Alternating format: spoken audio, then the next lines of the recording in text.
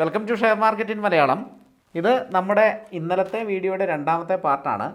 അതായത് historical market കറക്ഷൻസും market recovery ചെയ്യാനെടുത്ത സമയവും. ഈ വീഡിയോ സീരീസിന് 2 ഭാഗമാണുള്ളത്. ഇത് ഫൈനലാണ്. ഒന്നാമത്തെ ഭാഗം കണ്ടിട്ടില്ലാത്തവർ അത് കണ്ടിട്ട് രണ്ടാമത്തെ ഭാഗം കാണുക, അല്ലെങ്കിൽ ഒന്നും മനസ്സിലാവില്ല. ഡിസ്ക്രിപ്ഷനിൽ ഒന്നാമത്തെ ഭാഗത്തിൻ്റെ ലിങ്ക് കൊടുത്തിട്ടുണ്ട്. അതുപോലെ തന്നെ ഐ ബട്ടണിലും ലിങ്ക് കൊടുത്തേക്കാം. ഇപ്പോൾ ഈ മോഡിൽ ഐ ബട്ടണിൽ വരുന്നുണ്ട് ലിങ്ക്.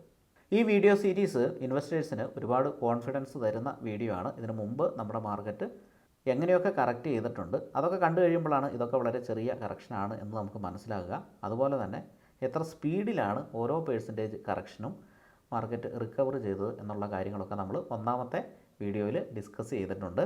ഇനി നമുക്ക് പാർട്ട് 2ലേക്ക് കിടക്കാം. നമ്മുടെ ഇന്നത്തെ ഈ വീഡിയോ സ്പോൺസർ ചെയ്തിരിക്കുന്നത് മാർക്കറ്റ് മാഗ്നറ്റ് എന്ന സെബി രജിസ്റ്റേർഡ് ഫേമാണ്. അവരുടെ ഫ്രീ ടെലിഗ്രാം ചാനലിൻ്റെ ലിങ്ക് ഡിസ്ക്രിപ്ഷനിൽ കൊടുത്തിട്ടുണ്ട്.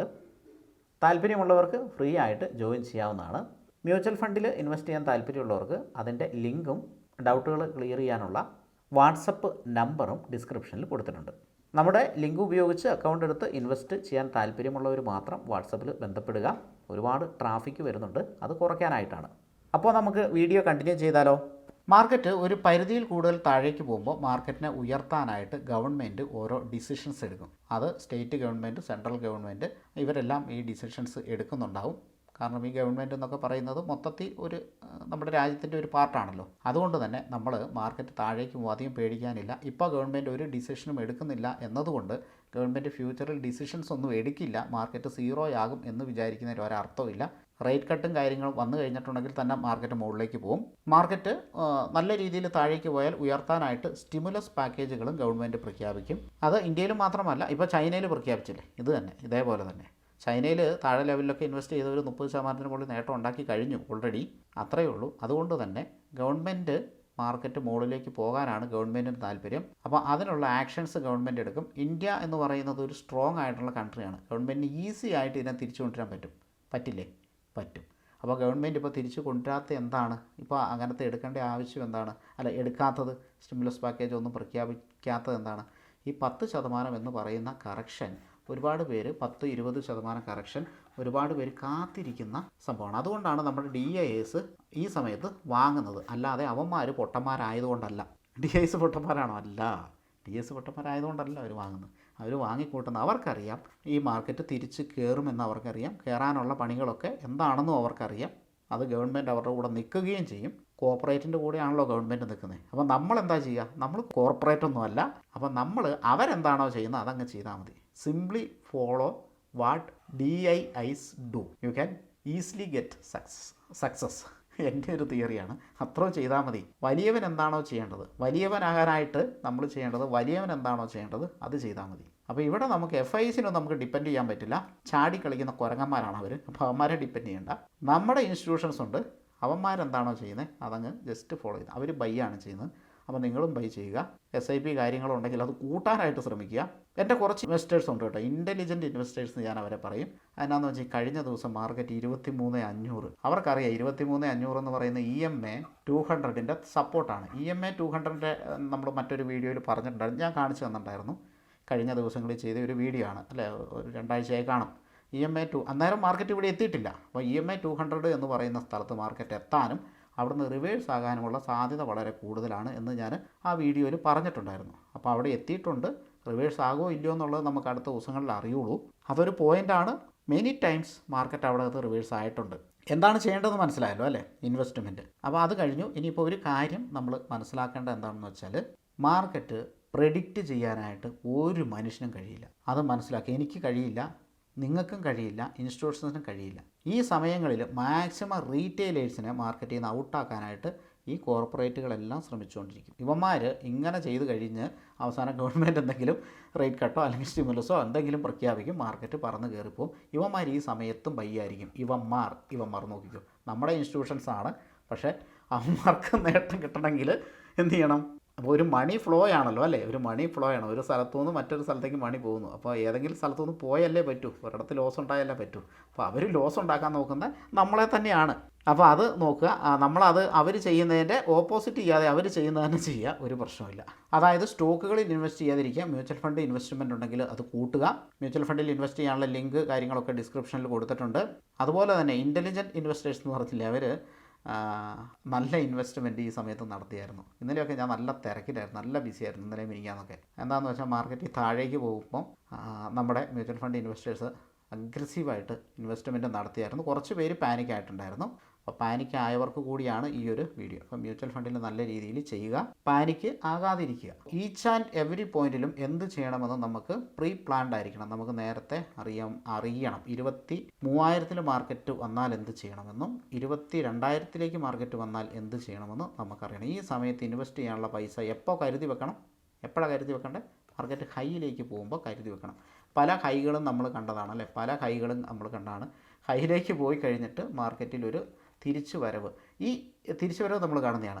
ഈ പ്രാവശ്യം മാർക്കറ്റ് കറക്റ്റ് ചെയ്തു. എപ്പോഴാണ് കറക്റ്റ് ചെയ്തത്? പുതിയ ഹൈ ക്രിയേറ്റ് ചെയ്തപ്പോൾ കറക്റ്റ് ചെയ്തു. പുതിയ ഹൈ ക്രിയേറ്റ് ചെയ്യുമ്പോൾ എല്ലാ പ്രാവശ്യവും കറക്റ്റ് ചെയ്യണമെന്നല്ല, അങ്ങനെ കറക്റ്റ് ചെയ്താൽ മാർക്കറ്റ് ഒരിക്കലും മുകളിലേക്ക് പോവില്ല. പുതിയ ഹൈ ക്രിയേറ്റ് ചെയ്ത് വീണ്ടും ആ ഹൈ ബ്രേക്ക് ചെയ്ത് പോകുന്നുണ്ടാകും. ഇത് കണ്ടോ, ഇവിടെയാണ് മാർക്കറ്റിൻ്റെ ഇപ്പോഴത്തെ അവസ്ഥ. അതായത് ഇവിടുന്നാണ് കറക്റ്റ് ചെയ്തിരിക്കുന്നത്. ഞാൻ അവിടെയും ഒരു ലൈൻ വരയ്ക്കാം. അപ്പോൾ ഈ ഒരു സപ്പോർട്ട് പൊട്ടിയത് നമുക്ക് വളരെ നല്ല കാര്യമാണ്. ഇവിടെ ഒരു സപ്പോർട്ട് ഇത് പൊട്ടിയത് നല്ല കാര്യമാണ്. അപ്പോൾ ഇങ്ങനെയുള്ള ഇടിവുകൾ വരുമ്പോഴത്തേനും അവസരങ്ങൾ ഉപയോഗിക്കാനായിട്ട് ശ്രമിക്കുക. ഇനി അടുത്ത ഒരു ലോ എന്ന് പറയുന്നത് ഇതാണ്. നമുക്ക് അവിടെ ഒരു ലൈൻ വരയ്ക്കാം. 3 ലോകൾ ടച്ച് ചെയ്തിട്ട് നമുക്ക് ലൈൻ വരയ്ക്കാൻ സാധിക്കുന്നുണ്ട്. അത് 22,000 ഇതാണ് ഇപ്പോൾ അനലിസ്റ്റുകൾ പറയുന്ന ഒരു ലോ. പക്ഷേ ഇവിടെ എത്തുമോ ഇല്ലയോ എന്ന് നമുക്കറിയില്ല. 23,000 എത്തുമ്പോൾ ഒരു ഇൻവെസ്റ്റ്മെൻറ്റ് 23,500 ഇൻവെസ്റ്റ് ചെയ്തിട്ടില്ലെങ്കിൽ ചെയ്യുക കേട്ടോ. കാരണം 200 EMA ഉണ്ട് ഇവിടെ. അത് ഞാൻ ഈ ചാർട്ടിൽ കാണിച്ചിട്ടില്ല, അത് നിങ്ങൾക്ക് നോക്കിയാൽ അറിയാം. ഇതിനിപ്പോൾ എടുക്കണമെങ്കിൽ സമയം പിടിക്കും. അപ്പോൾ 200 EMAയുടെ ഒരു പവറും കൂടെ ഞാൻ എടുത്ത് കാണിച്ചാൽ മാത്രമേ നിങ്ങൾക്ക് മനസ്സിലാവുള്ളൂ അല്ലേ. ഓക്കെ, എന്തായാലും ഇത്രയുമായില്ല. ഞാൻ ജസ്റ്റ് അതും കൂടി ഒന്ന് എടുത്തിട്ട് കാണിച്ചു തരാം. ഓക്കെ കേട്ടോ, ഞാൻ 200 EMA വരച്ചിട്ടുണ്ട്. ഇവിടെ നിങ്ങൾക്കത് കാണാൻ സാധിക്കും. ഇവിടെ എന്തൊക്കെയോ ഒന്ന് പ്രൈസിൻ്റെയാണ്. ഇത് കണ്ടോ, ഇതാണ് 200 EMA അവിടെ ടച്ച് ചെയ്തിരിക്കുന്നുണ്ടോ. അപ്പോൾ അതിൻ്റെ ഇമ്പോർട്ടൻസ് ഇതിന് മുമ്പും പറഞ്ഞിട്ടുണ്ട്. ഇത് കണ്ടോ, ഇവിടുന്ന് റിവേഴ്സ് ആകാനുള്ള സാധ്യത വളരെ കൂടുതലാണ്. ഇതൊരു നല്ല പോയിൻ്റാണ് ഇൻവെസ്റ്റ് ചെയ്യാനുള്ളത്. നമുക്ക് ഈ പറയുന്ന പോലെ 23,000 എത്തും 22,000 എത്തും എന്ന് നമുക്ക് പറയാൻ പറ്റില്ല. മാർക്കറ്റ് എപ്പോഴും ഹയർ ഹൈ ക്രിയേറ്റ് ചെയ്താണ് പോകുന്നത്. ചില സമയങ്ങളിൽ കറക്ഷൻ ഉണ്ടാകുമ്പോഴാണ് അതിന് വ്യത്യാസം വരുന്നത്. പക്ഷേ ആ സമയത്ത് ഇൻവെസ്റ്റ് ചെയ്യുന്നവരാണ് ശരിക്കും പറഞ്ഞാൽ ഇൻ്റലിജൻറ്റ് ഇൻവെസ്റ്റേഴ്സ്. അപ്പോൾ ഈ കാര്യങ്ങൾ അറിയില്ലാത്തതുകൊണ്ടാണ് പലരും പാനിക്കാകുന്നത്. അറിയുന്നവരങ്ങനെ പാനിക്കാവില്ല. ഞാൻ 200 മൂവിങ് ആവറേജിൻ്റെ പ്രത്യേകത പറയാനുള്ള കാരണം ഈ ഒരു ചാർട്ടിൽ നിങ്ങൾക്ക് മനസ്സിലാകും. ഇവിടെ 200 മൂവിങ് ആവറേജ് എത്തിയിട്ട് തിരിച്ചുപോയി. കണ്ടോ, ഈ ഒരു ഭാഗത്ത് 200 മൂവിങ് ആവറേജ് എത്തിയിട്ട് മാർക്കറ്റ് തിരിച്ചുപോയി. ഈ ഒരു ഭാഗത്ത് തിരിച്ചു പോകാൻ ശ്രമിച്ചു. ഇവിടുന്ന് അത് പൊട്ടി വീണ്ടും തിരിച്ചു പോകാനായിട്ട് ശ്രമിച്ചു. പിന്നെയും പൊട്ടിയിട്ട് എത്ര നാൾ കൊണ്ട്, കണ്ടോ, ഇത്രയും നാൾ കൊണ്ട് ഇവിടെയാണ് അവിടെ ഒരു ക്രാഷ് വന്നത്. ക്രാഷ് എന്ന് പറയാനില്ല, ഒരു ഡൗൺ എന്ന് പറയാം. ക്രാഷൊക്കെ ഇങ്ങനെ പോകുന്നതിനാണ് ക്രാഷ്. ഇത് ക്രാഷല്ല, ഒരു ഡൗൺ ആണ്.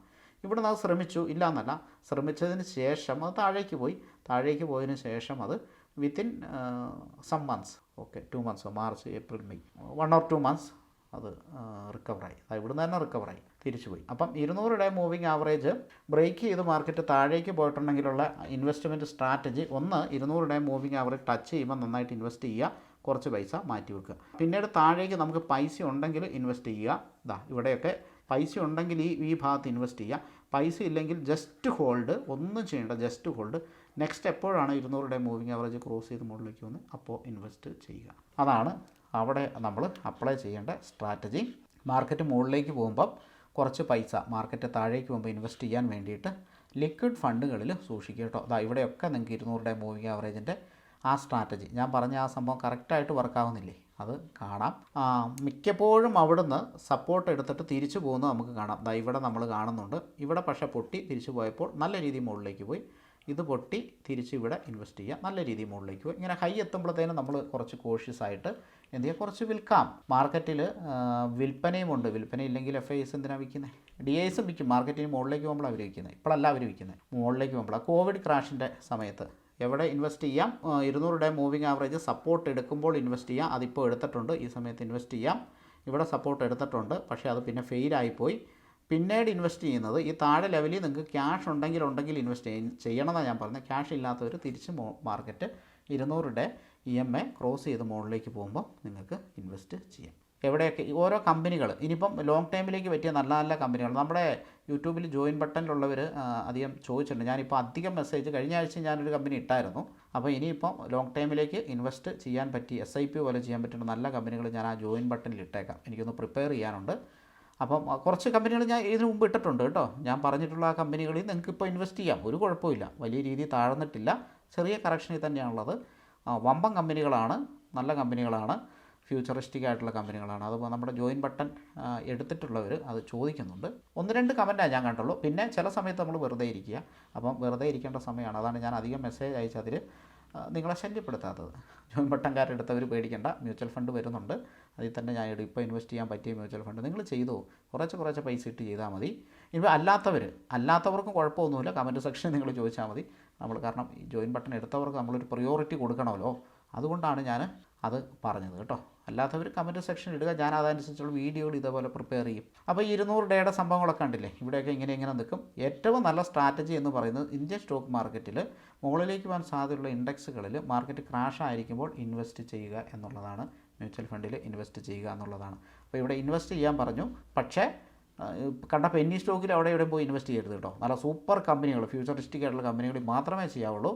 അല്ലെങ്കിൽ ഇൻഡെക്സ് ഫണ്ടുകളിൽ ചെയ്യുക. നിഫ്റ്റി 50 പോലെയുള്ള, നിഫ്റ്റി ബീസ് പോലെയുള്ള ബീസുകളിൽ, ETF-കളിൽ ഇൻവെസ്റ്റ് ചെയ്യുക. കയറിപ്പോകാൻ സാധ്യതയുള്ളിടത്തേ ചെയ്യാവുള്ളൂ എന്ന് ഞാൻ പറഞ്ഞു കഴിഞ്ഞു. അല്ലാതെ പെന്നികളിൽ ചെയ്യാതിരിക്കുക. വേറെയൊന്നുമില്ല, വളരെ സിമ്പിളാണ്. ചെറിയ കറക്ഷനാണ്, അങ്ങനെ പേടിക്കേണ്ട കാര്യമില്ല. 10-20% മാർക്കറ്റ് കറക്റ്റ് ചെയ്ത് ഓപ്പർച്യൂണിറ്റി ആയിട്ട് കണക്ക് കൂട്ടുക. നമ്മൾ നേരത്തെ കണ്ടു കഴിഞ്ഞു 2016 ശേഷം ഒരു കറക്ഷൻ ഉണ്ടായത് കോവിഡിനാണ്. കോവിഡിന് ശേഷം വലിയ കറക്ഷൻ ഉണ്ടായിട്ടില്ല. അതിൻ്റെ ഇടയ്ക്ക് 5-10% കറക്ഷൻസ് നമ്മൾ കിട്ടിയിട്ടുണ്ട്. ഫോർ എക്സാമ്പിൾ 2016 ശേഷം കോവിഡ് വരെ 2020 വരെ നമുക്ക് കിട്ടിയേക്കുന്നത് വളരെ ചെറിയ കറക്ഷൻസാണ്. ഇത് കണ്ടില്ലേ, ഇതൊക്കെയാണ് അതിൻ്റെ ഒരു സംഭവം. അപ്പം ചെറിയ 2017 ഓക്കെ, ഇവിടെ നിന്ന് ചെറുതാക്കാം. ഇവിടുന്ന് നമുക്ക് 2020 വരെ കിട്ടിയിരിക്കുന്നത് ഈ ഒരു സ്ഥലത്ത് നിന്ന് ഈ ഒരു സ്ഥലം വരെ ഇടയ്ക്കിടയ്ക്ക് കറക്റ്റ് ചെയ്തിട്ടുണ്ട് മാർക്കറ്റ്. അപ്പോൾ ഇതെല്ലാം അവസരമാണ്. അപ്പം കിട്ടിയേക്കുന്ന കുറച്ച് സമയങ്ങളാണ് നമുക്ക് കിട്ടിയിട്ടുള്ളൂ. അപ്പോൾ ആ സമയങ്ങൾ എന്ത് ചെയ്യുക, ഉപയോഗിക്കുക കേട്ടോ. അതേപോലെ ഒരു സമയമാണ് ഇതും തിരിച്ച് കയറി പോകും. ചിലപ്പോൾ 3, 4, 5 മാസങ്ങൾ പിടിച്ചേക്കാം. അതൊന്നും വിഷയമില്ലെന്ന്, നമ്മളൊന്നും ചെയ്യാതിരുന്നാൽ മതി. പിന്നീട് നമുക്ക് നല്ല മാസീവ് റിട്ടേൺ ഉള്ള സമയമാണ്. Thank you for watching.